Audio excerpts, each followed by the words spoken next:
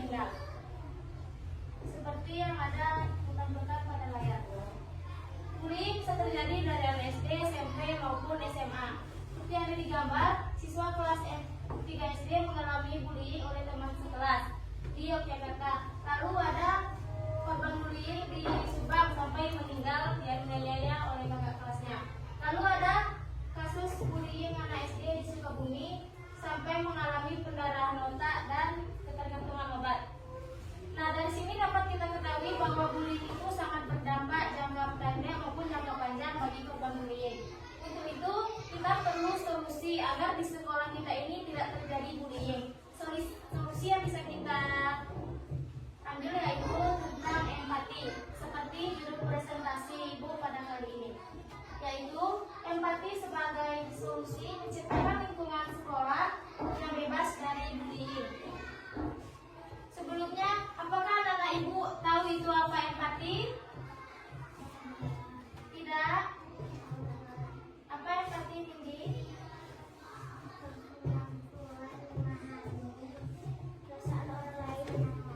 Pintar. Jadi empati itu kemampuan untuk memahami perasaan, pikiran, dan kondisi orang lain. Empati juga berarti melihat sesuatu dari sudut pandang orang lain dan membayangkan diri sendiri berada di posisi mereka. Biasanya empati ini identik dengan jika seandainya aku di posisi itu. Nah, di sini kalau teman anak-anak Ibu sakit, apa yang anak Ibu lakukan? Kalau ada temannya yang sakit, dibiarin aja atau dibawa ke UKS? UKS. Dikasih obat nggak? Nah, itu merupakan contoh empati. Kalau temannya ada yang belum paham materi, kita mengejeknya atau mau mengasih tahunya, Nak? Boleh nggak mengejeknya? Kenapa nggak boleh, Nak? Kenapa tidak boleh? Nah, karena itu termasuk contoh bullying yang akan berdampak pada teman-teman kita. Nah, selanjutnya, mengapa ya empati ini dijadikan solusi untuk menciptakan lingkungan yang bebas dari bullying? Bullying di lingkungan sekolah merupakan masalah yang sangat serius yang dapat berdampak negatif pada kesehatan mental dan juga fisik. Fenomena ini tidak hanya memakan korban, tetapi dapat juga mempengaruhi pelaku dan lingkungan secara keseluruhan. Oleh karena itu, penting untuk kita mencari solusi yang efektif untuk menciptakan lingkungan sekolah yang aman dan mendukung bagi semua siswa. Salah satu pendekatan yang semakin banyak dibicarakan dalam konteks pencegahan bullying adalah pengembangan empati di kalangan siswa. Ketika siswa mampu merasakan apa yang dirasakan oleh teman-teman mereka cenderung lebih berhati-hati dalam berinteraksi dan bertindak. Hal ini dapat menciptakan suasana saling menghormati dan mendukung di antara siswa yang pada gilirannya dapat mengurangi insiden bullying. Selanjutnya, ada menurut penelitian oleh Dr. Dan Alwis, seorang pakar bullying, menunjukkan bahwa program yang fokus pada pengembangan empati dan keterampilan sosial dapat mengurangi tingkat bullying secara signifikan.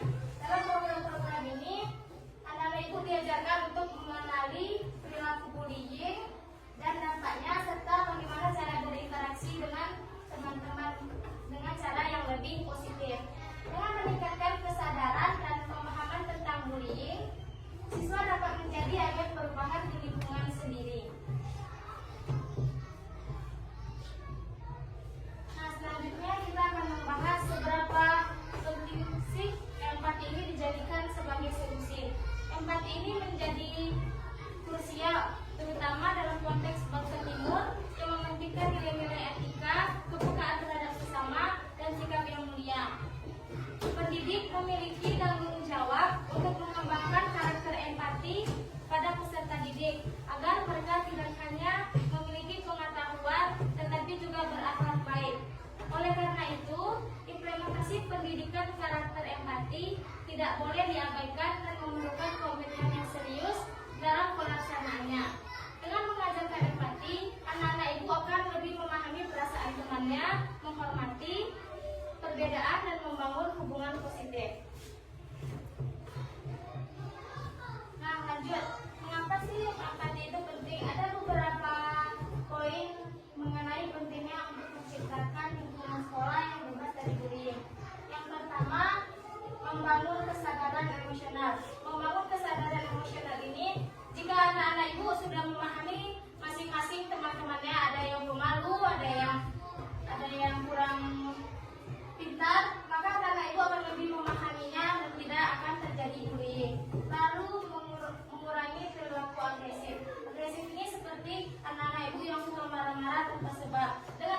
empati dan bisa memahami perasaan orang lain, maka perilaku agresif ini akan berkurang. Selanjutnya, menciptakan budaya sekolah yang positif. Menciptakan budaya sekolah yang positif ini, jika semua anak ibu sudah menanamkan empati itu, pasti sekolah ini akan bebas dari bullying dan dapat menciptakan sekolah yang positif. Lalu meningkatkan kesejahteraan mental.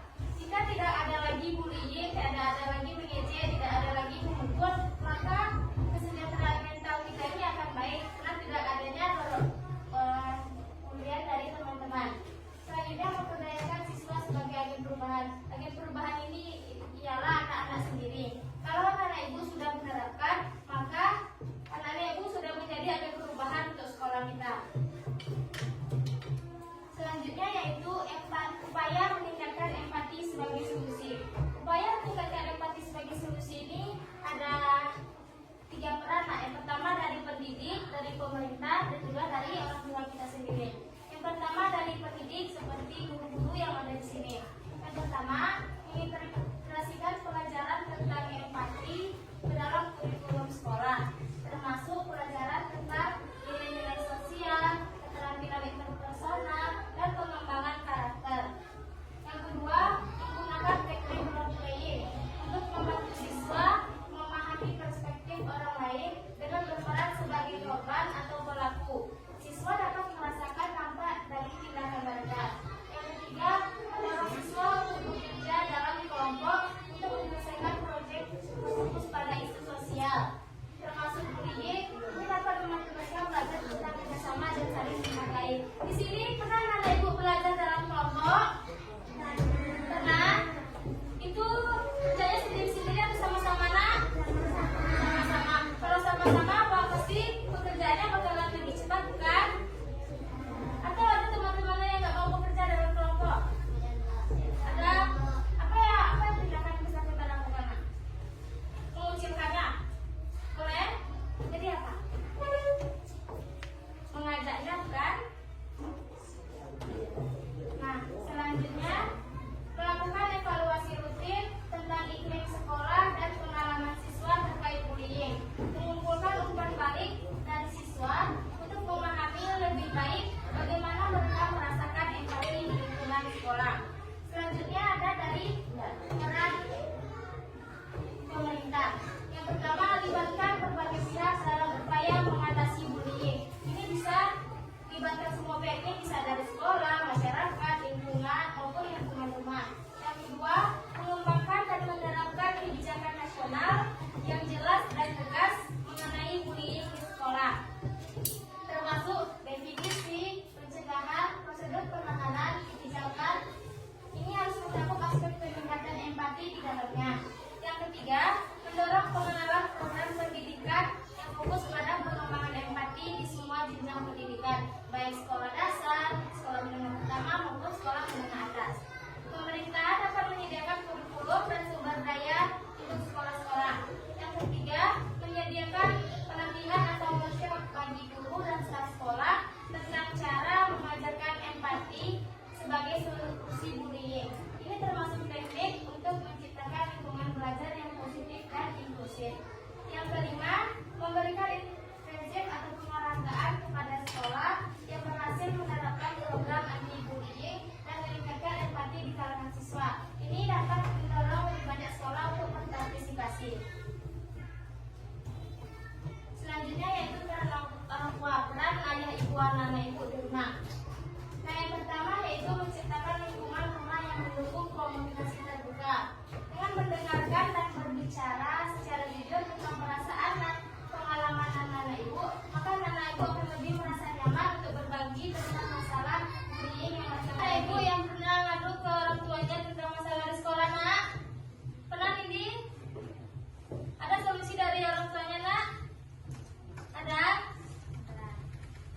Nah, selanjutnya yang kedua yaitu menjadi teladan dalam menunjukkan empati dan perilaku positif. Anak-anak sering meniru perilaku orang dewasa, jadi penting bagi orang tua untuk menunjukkan sikap empati dalam berinteraksi. Yang ketiga, mengadakan diskusi rutin tentang bullying, termasuk bagaimana cara menanganinya. Yang keempat, berkolaborasi dengan sekolah. Orang tua dapat bekerja sama dengan sekolah untuk mendukung program-program yang mengajarkan empati dan mencegah bullying. Ini bisa melibatkan partisipasi dalam pertemuan orang tua, acara sekolah, atau program pelatihan lainnya. Nah, selanjutnya yaitu tantangan empati sebagai solusi menciptakan lingkungan sekolah yang bebas dari bullying. Jika empati ini dapat diterapkan di sekolah dalam 5 tahun ke depan, maka yang dapat terjadi yang pertama, pengurangan kasus bullying, yang kedua, keterlibatan sosial yang lebih baik, yang ketiga, kesejahteraan emosional, yang keempat, pengembangan karakter, yang kelima, peningkatan keterampilan sosial, yang keenam, kurikulum yang terintegrasi. Selanjutnya yaitu jika empati ini tidak dapat diterapkan di sekolah kita, maka akan tingkat bullying akan semakin tinggi. Yang kedua, lingkungan sekolah yang tidak aman. Yang ketiga, kesehatan mental yang buruk. Yang keempat, kurangnya keterampilan sosial. Yang kelima, peningkatan agresif. Dan yang keenam, kultur sekolah yang negatif. Nah, dari beberapa poin yang Ibu sampaikan tadi, ada yang mau bertanya, Nak? Tidak. Sudah paham semuanya? Nah, kita coba tepuk semangat dulu. Tepuk semangat.